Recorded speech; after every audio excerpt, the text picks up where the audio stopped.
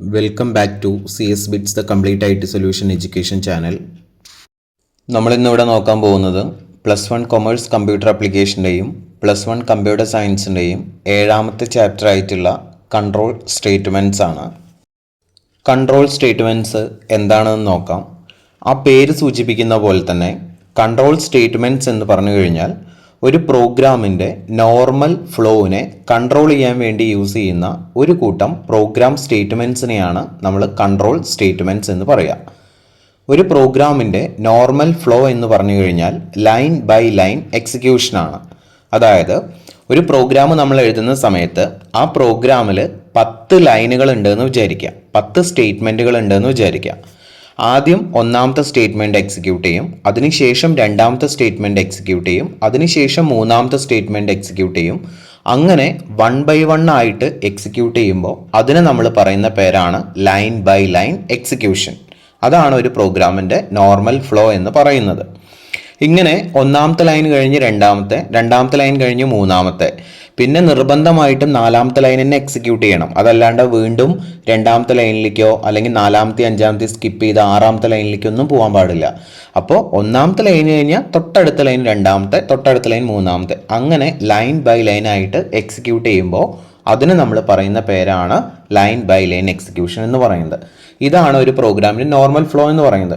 ഇങ്ങനെയുള്ള ഈ normal ഫ്ലോവിനെ control ചെയ്യാൻ വേണ്ടി യൂസ് ചെയ്യുന്ന ഒരു കൂട്ടം സ്റ്റേറ്റ്മെൻറ്റുകൾ ഉണ്ട് C++ൽ.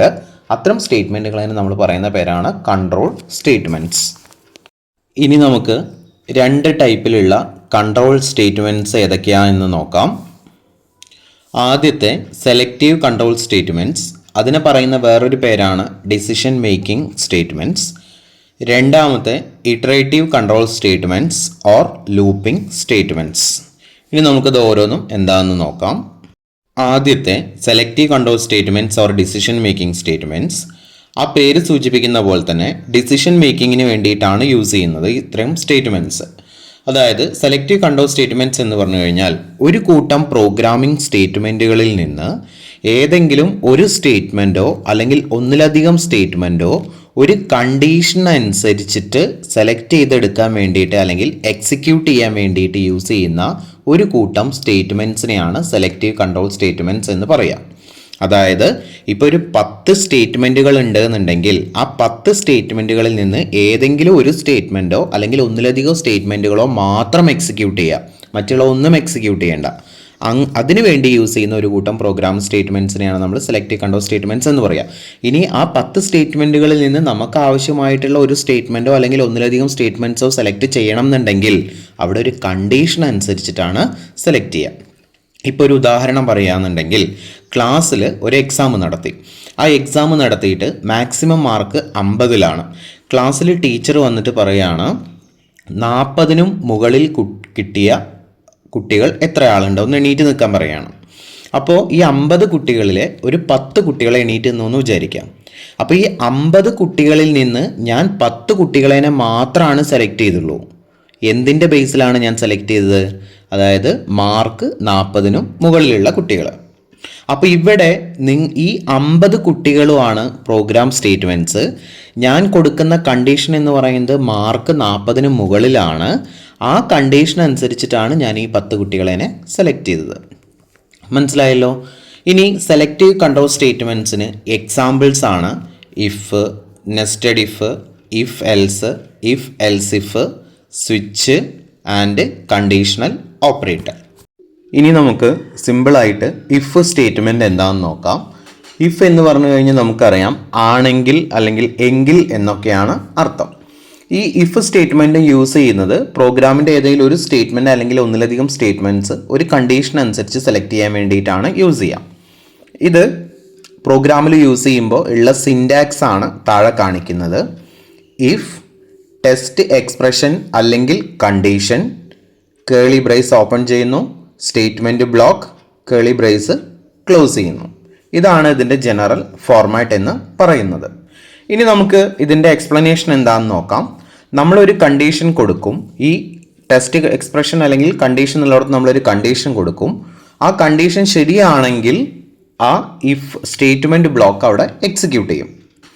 ഇനി ഒരു സ്റ്റേറ്റ്മെന്റ് മാത്രമാണ് നമ്മൾ കൊടുക്കുന്നു, സ്റ്റേറ്റ്മെന്റ് ബ്ലോക്കിന്റെ അവിടെ ആകെ ഒരു സ്റ്റേറ്റ്മെന്റ് അല്ലെങ്കിൽ ഒരു ലൈന് മാത്രമേ കൊടുക്കുന്നുള്ളൂ എങ്കിൽ നമുക്ക് ഈ ബ്രാക്കറ്റിന്റെ ആവശ്യമില്ല, കേളി ബ്രേസസ് നമ്മൾ യൂസ് ചെയ്യേണ്ട ആവശ്യമില്ല. അതാണ് നമ്മൾ അതിൻ്റെ എക്സ്പ്ലനേഷനിൽ പറഞ്ഞിരിക്കുന്നത്. ഇനി അതിനൊരു എക്സാമ്പിൾ നോക്കാം. If score greater than or equal to 18 cout passed. ഇവിടെ score greater than or equal to 18 എന്നുള്ളതാണ് കണ്ടീഷൻ അല്ലെങ്കിൽ ടെസ്റ്റ് എക്സ്പ്രഷൻ. അത് ശരിയാണെങ്കിൽ പാസ്ഡ് എന്ന് പറഞ്ഞിട്ട് നമുക്ക് സ്ക്രീനിൽ പ്രിന്റ് ചെയ്യണം. തെറ്റാണെങ്കിൽ പ്രിന്റ് ചെയ്യേണ്ട കാര്യങ്ങളൊന്നും നമ്മളിതിൽ കൊടുക്കുന്നില്ല. ശരിയാണെങ്കിൽ മാത്രമാണ് ആ സ്റ്റേറ്റ്മെൻറ്റ് അവിടെ എക്സിക്യൂട്ട് ചെയ്യുള്ളൂ. ഇനി നമുക്ക് രണ്ടാമത്തെ ഇഫ് എൽസ് സ്റ്റേറ്റ്മെൻറ്റ് എന്താണെന്ന് നോക്കാം. ഇഫ് എൽസ് സ്റ്റേറ്റ്മെൻറ്റ് എന്താണെന്ന് വെച്ച് കഴിഞ്ഞാൽ ഇതിന് ഒരു ട്രൂ പാർട്ടും ഉണ്ടായിരിക്കും, ഒരു ഫോൾസ് പാർട്ടും ഉണ്ടായിരിക്കും.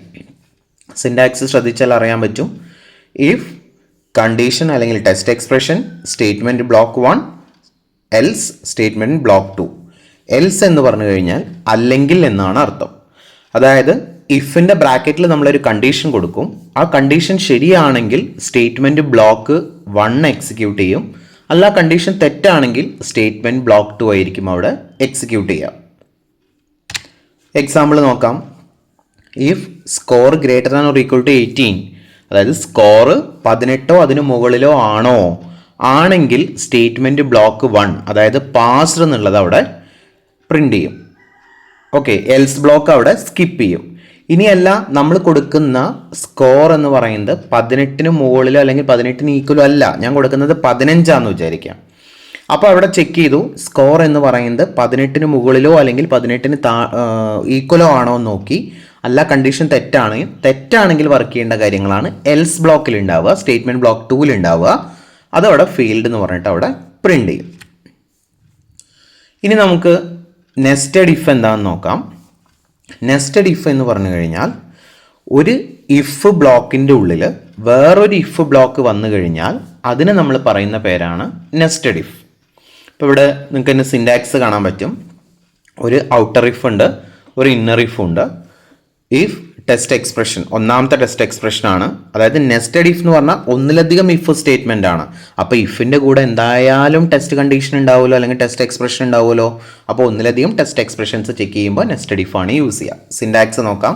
Test expression 1 Keli brace, test expression if test expression 2 Keli brace, statement block close ചെയ്തു. ഇനി നമുക്കിതിനൊരു എക്സാമ്പിൾ നോക്കാം. ശ്രദ്ധിക്കുക. ഇഫ് ഏജ് ഈക്വൽ ടു 18, നമ്മൾ കൊടുക്കുന്ന ഏജ് നമുക്ക് 18 വയസ്സിന് ഈക്വൽ ആണോ എന്ന് നോക്കി. 18 വയസ്സിൽ ഈക്വൽ ആണോ എന്ന് നോക്കിയാൽ മാത്രം പോരാ, ആണെങ്കിൽ അതിൻ്റെ താഴെ വീണ്ടും ഒന്നും കൂടിയും ചെക്ക് ചെയ്തു. ഏജ് എന്ന് പറയുന്നത് 18 മുകളിലാണോ എന്ന് നോക്കി. ഓക്കെ, അങ്ങനെയാണെങ്കിൽ എന്ത് പ്രിൻ്റ് ചെയ്യും? എലിജിബിൾ ഫോർ വോട്ട് എന്നുള്ളത് പ്രിൻ്റ് ചെയ്യും.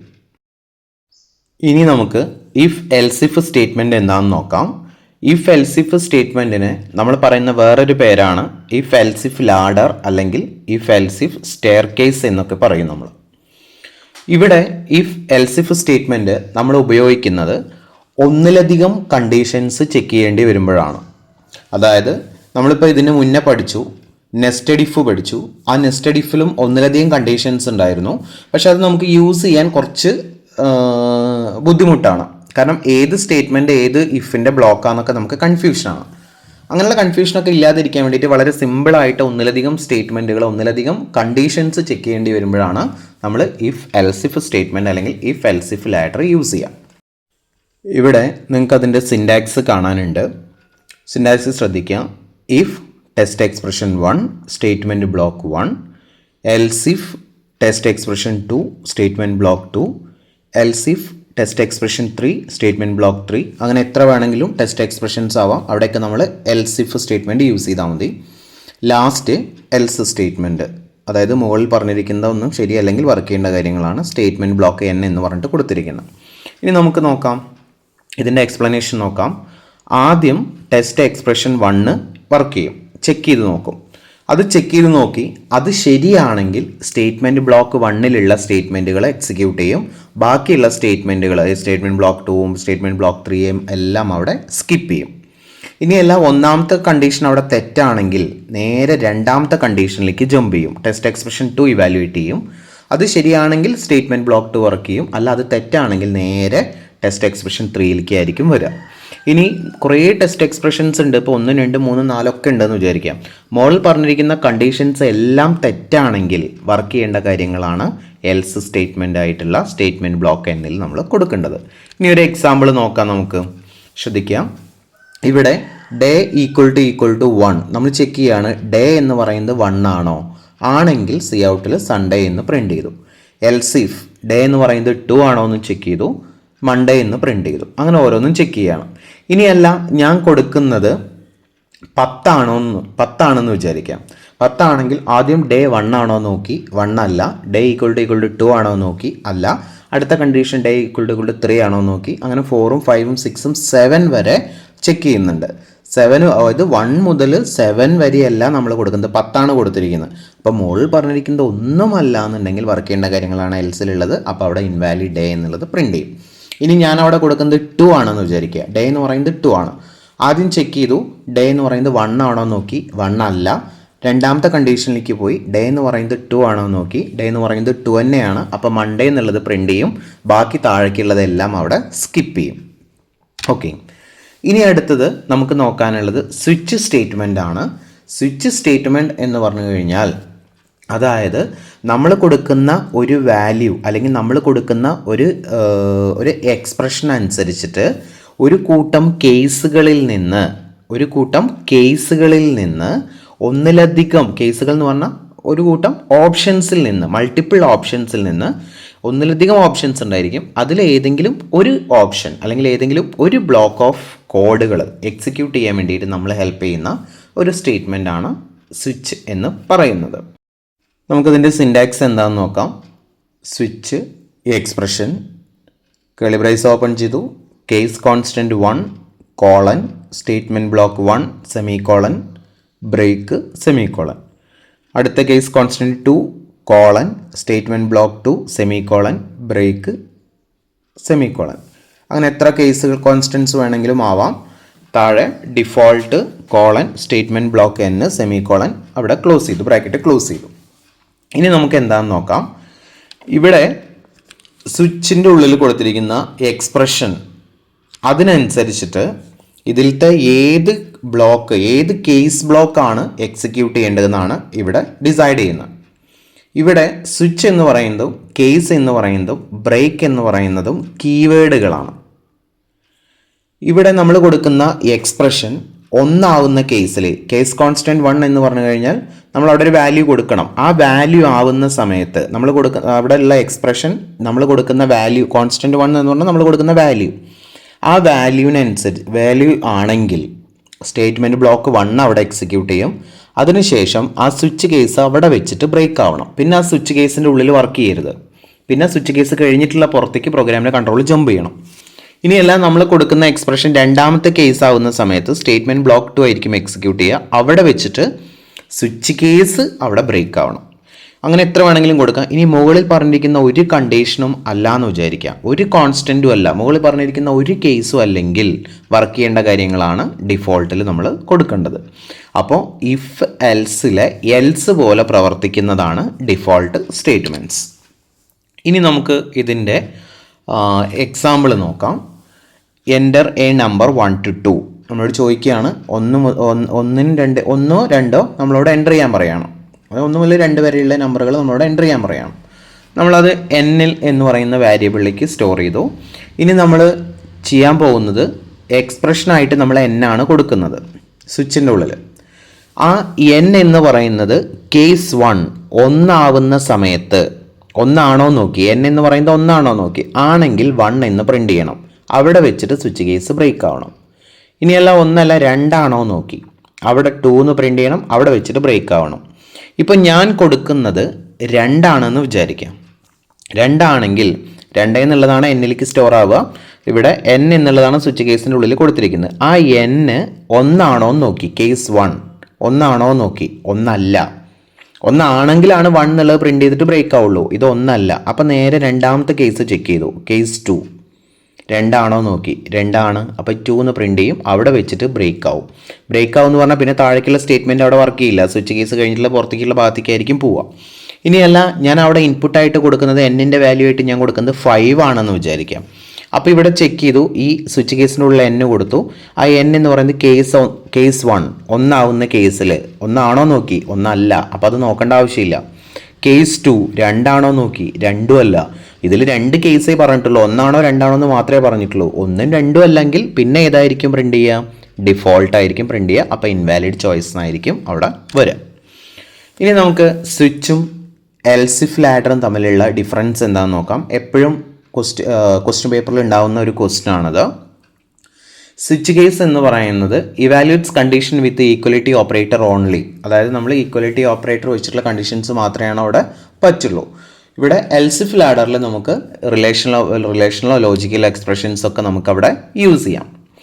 ഇനി ഇവിടെ സ്വിച്ച് കേസിൽ case constant must be an integer or character. അതായത് നമ്മൾ കേസ് ആയിട്ട് കൊടുക്കുന്നില്ലേ, കേസ് 1 ആണോ കേസ് 2 ആണോ എന്ന് കൊടുക്കുന്നില്ലേ, അവിടെ ഒരു ഇൻറ്റീജറോ അല്ലെങ്കിൽ ഒരു ക്യാരക്ടറോ ആണ് പറ്റുള്ളൂ. അതായത് പോയിന്റ് വരുന്ന നമ്പറുകൾ അവിടെ പറ്റില്ല. അതായത് കേസ് 1 ആണോ എന്നല്ലേ നമ്മൾ നോക്കിയേ, അവിടെ കേസ് 1.5 അങ്ങനെ പറ്റില്ല എന്ന്, അല്ലെങ്കിൽ അതൊരു ക്യാരക്ടർ ആണോ എന്നാണ് ചെക്ക് ചെയ്യാൻ പറ്റുള്ളൂ. പിന്നെ ഇവിടെ എൽസിഫ് ലാഡറിൽ നമുക്ക് കണ്ടീഷൻസ് എന്ന് പറയുന്നത് ഫ്ലോട്ടിംഗ് പോയിന്റ് വാല്യൂസ് ഒക്കെ നമുക്ക് കൊടുക്കാൻ പറ്റും. ഇനി സ്വിച്ച് കേസിൽ when no match is found then default expression executed, default statement executed. അതായത് മുകളിൽ പറഞ്ഞിരിക്കുന്ന കണ്ടീഷൻസ് ഒന്നും കേസുകളൊന്നും മാച്ച് അല്ല എന്നുണ്ടെങ്കിൽ ഡിഫോൾട്ട് സ്റ്റേറ്റ്മെൻറ്റ് ആയിരിക്കും അവിടെ എക്സിക്യൂട്ട് ചെയ്യുക. ഇഫ് എൽസിഫ് ലാഡറിൽ എന്തായിരിക്കും അവിടെ എൽസ് ബ്ലോക്ക് ആയിരിക്കും അവിടെ എക്സിക്യൂട്ട് ചെയ്യുക. ഓക്കെ, പിന്നെ break statement is required for exit from switch. അതായത് സ്വിച്ചിൻ്റെ ഉള്ളിൽ നിന്ന്, അതായത് ഏതെങ്കിലും ഒരു കേസ് അവിടെ എക്സിക്യൂട്ട് ചെയ്ത് കഴിഞ്ഞാൽ പിന്നെ സ്വിച്ചിൻ്റെ ഉള്ളിലുള്ള മറ്റുള്ള കേസുകളൊന്നും ചെക്ക് ചെയ്യരുത്, സ്വിച്ചിന് പുറത്തേക്ക് വരണം. അങ്ങനെ പുറത്തേക്ക് വരണം എന്നുണ്ടെങ്കിൽ അവിടെ നമ്മൾ ബ്രേക്ക് സ്റ്റേറ്റ്മെൻറ്റ് അവിടെ യൂസ് ചെയ്യണം. പക്ഷേ എൽസിഫ് ലാഡറിലാണെന്നുണ്ടെങ്കിലോ പ്രോഗ്രാമിൻ്റെ കൺട്രോൾ ഓട്ടോമാറ്റിക്കായിട്ട് പുറത്തേക്ക് വന്നോളും, നമ്മൾ ബ്രേക്ക് യൂസ് ചെയ്യേണ്ട ആവശ്യമില്ല. ഓക്കെ, പിന്നെ അതുപോലെ തന്നെ efficient when same variable is compared against A set of values. ഇപ്പോൾ സ്വിച്ച് കേസിൽ നമ്മൾ എന്താ ചെയ്യുന്നത്, ഒരു വാരിയബിൾ നമ്മൾ കൊടുത്തു, സ്വിച്ചിൻ്റെ ഉള്ളിൽ ഒരു വാരിയബിൾ കൊടുത്തു. ആ വാരിയബിളിനെ മൾട്ടിപ്പിൾ വാല്യൂസ് വെച്ചിട്ടാണ് നമ്മൾ കമ്പയർ ചെയ്തത്. അതായത് 1 ആണോ 2 ആണോ 3 ആണോ എന്ന് വെച്ചിട്ടാണ് നമ്മൾ കമ്പയർ ചെയ്തത്, അല്ലേ? അപ്പോൾ അതിന് വേണ്ടിയിട്ട് ഏറ്റവും ബെസ്റ്റ് സ്വിച്ചാണ്. അങ്ങനെ ഒരു വാരിയബിളിൻ്റെ ഡിഫറൻറ്റ് വാല്യൂസ് ചെക്ക് ചെയ്യാൻ വേണ്ടിയിട്ട് സ്വിച്ച് നമ്മൾ കൂടുതലായിട്ടും യൂസ് ചെയ്യാറുണ്ട്. ഓക്കെ, പക്ഷേ എൽസിഫിലാണെന്നുണ്ടെങ്കിലോ ഡിഫറൻറ്റ് വാല്യൂസാണ് നമ്മൾ കമ്പാരിസന് വേണ്ടിയിട്ട് യൂസ് ചെയ്യുന്നത്. ഓക്കെ, ഇനി നമുക്ക് അവസാനത്തെ ഒരു ഓപ്പറേറ്റർ ആയിട്ടാണ് നമുക്ക് പറയാനുള്ളത് സെലക്ട് കൺട്രോൾ സ്റ്റേറ്റ്മെൻറ്റിൻ്റെ. അത് കണ്ടീഷണൽ ഓപ്പറേറ്ററാണ്. അപ്പോൾ ഈ കണ്ടീഷണൽ ഓപ്പറേറ്റർ എന്ന് പറഞ്ഞാൽ അതൊരു ഓപ്പറേറ്ററാണ്. അത് ഓപ്പറേറ്റേഴ്സ് എന്ന് പറയുന്നത് ഒരു ക്വസ്റ്റ്യൻ മാർക്കും ഒരു കോളനുമാണ് കണ്ടീഷണൽ ഓപ്പറേറ്ററായിട്ട് നമുക്ക് പറയാനുള്ളത്. ഇതൊരു ടെർണറി ഓപ്പറേറ്ററാണ്. എന്താണ് ടെർണറി ഓപ്പറേറ്റർ എന്നൊക്കെ നമ്മൾ പഠിച്ചിട്ടുണ്ട്. ടെർണറി ഓപ്പറേറ്റർ എന്ന് പറഞ്ഞാൽ 3 ഓപ്പറാൻഡ്സ് ആവശ്യമായിട്ടുള്ള ഓപ്പറേറ്ററാണ് ടെർണറി ഓപ്പറേറ്റർ എന്ന് പറയുന്നത്.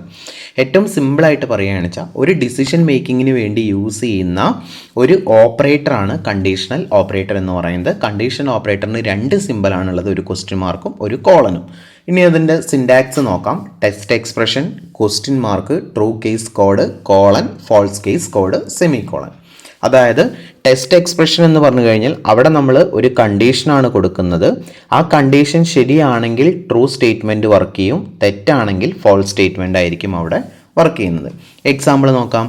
ഇൻറ്റ് big is equal to num1 greater than num2. അതായത് ഇവിടെ ചെക്ക് ചെയ്യാണ്, 2 നമ്പറുകൾ കൊടുത്തിട്ട് അതിലത്തെ ഏതാണ് വലുതെന്നുണ്ടെങ്കിൽ അത് പ്രിൻറ്റ് ചെയ്യാൻ വേണ്ടിയിട്ട് ചെക്ക് ചെയ്യണം. അപ്പോൾ അത് ചെക്ക് ചെയ്യുന്ന സമയത്ത് ശ്രദ്ധിക്കുക, ഇൻറ്റ് ബിഗ് ഈസ് ഈക്വൽ ടു എന്നുള്ളത് നിങ്ങളിപ്പോൾ ശ്രദ്ധിക്കേണ്ട അവിടെ നിൽക്കട്ടെ. num1 ഗ്രേറ്റർ ദാൻ num2 അതൊരു എക്സ്പ്രഷനാണ്, മീൻസ് ഒരു കണ്ടീഷനാണ്. അതായത് നമ്പർ 1 എന്ന് പറയുന്നത് നമ്പർ 2നേക്കാളും വലുതാണോ, ആണെങ്കിൽ എന്തായിരിക്കും ട്രൂ കോഡ് എന്താ കൊടുത്തിരിക്കുന്നത്, num1. ആ num1 ആണ് അവിടെ വരിക, അല്ലെങ്കിൽ num2 ആണ് വരിക. അത് എവിടേക്കാണ് വരിക, ഇവിടെ ശ്രദ്ധിക്കുക, ബിഗ് ഈസ് ഈക്വൽ ടു എന്നാണ് പറഞ്ഞിരിക്കുന്നത്, അല്ലേ? ബിഗ് ഈസ് ഈക്വൽ ടു, അപ്പോൾ ബിഗിലേക്ക് ഏതാ വരിക, num1 ഗ്രേറ്റർ ദാൻ num2 ആണോ എന്ന് നോക്കി. അതായത് നമ്പർ 1 നമ്പർ 2നേക്കാളും വലുതാണോ നോക്കി. ആണെങ്കിൽ num1 എന്നുള്ളത് ബിഗിലേക്ക് സ്റ്റോർ ചെയ്യും, അല്ലെങ്കിൽ num2 എന്നുള്ളത് ബിഗിലേക്ക് സ്റ്റോർ ചെയ്യും. എന്നിട്ട് താഴെ സി ഔട്ടിൽ ഏതാണോ വലുതെന്നുണ്ടെങ്കിൽ ആ നമ്പർ ഈസ് ലാർജസ്റ്റ് എന്ന് പറഞ്ഞിട്ട് പ്രിൻ്റ് ചെയ്യും. അപ്പോൾ നമ്മളുടെ ഒന്നാമത്തെ പാർട്ട് ഇവിടെ കംപ്ലീറ്റ് ആയി. എന്തെങ്കിലും ഡൗട്ട്സോ കാര്യങ്ങളോ ഉണ്ടെന്നുണ്ടെങ്കിൽ നിങ്ങൾക്ക് ഇതിൽ കമൻ്റായിട്ട് ചോദിക്കാം.